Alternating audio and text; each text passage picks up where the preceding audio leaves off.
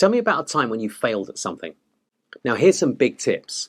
You don't want to spend too much time talking about the failure itself. Don't go into detail.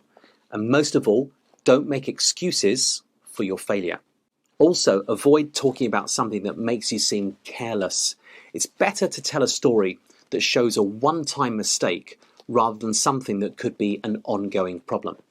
You should definitely prepare this question in advance because I would ask you this question and you don't want to make it up on the spot. Pick a failure that doesn't have a huge impact to your role or the organization. Now, try fitting these parts into your answer using the STAR methodology to do so.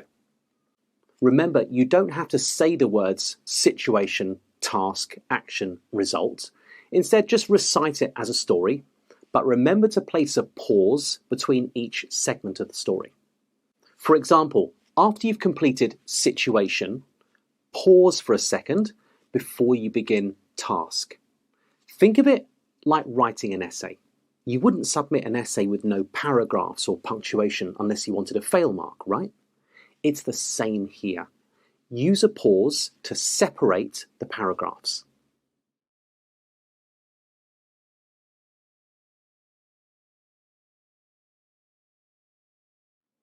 There was a time a few years ago where I was working with a new senior stakeholder, and I had to provide them a report including data and commentary on the industry. Now, we got on really well in our first meeting, and I really wanted to show that I could deliver to them efficiently. I promised to provide them the report by close of business the next day. Unfortunately, when I got back to my desk, I got immersed in my own workload and I was handling a number of key projects simultaneously. I didn't deliver the report to that stakeholder until 2 days after the deadline. And when I did so, I knew they weren't happy, that I'd let them down, and this weighed really heavily upon me. This was totally my fault, and I felt really disappointed myself for a short while.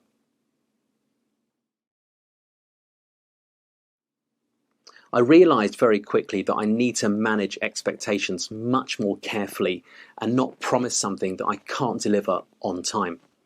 It took me about 3 months to get that stakeholder back to a place where they felt that they could rely on me to deliver each time. About 6 months later, over lunch, we actually laughed about it because it turns out that she actually knew I'd never be able to put this report together in 24 hours, but she still let me try. Now, here's the part where I go the extra mile. I'm now going to explain what I learned from the experience in a brief summary. This was a lesson well learned, and that I think about each time that I work with a stakeholder. I've never let this situation happen again. Now it's your turn to go and try practicing this question yourself, because practice is going to bring you confidence in interviews.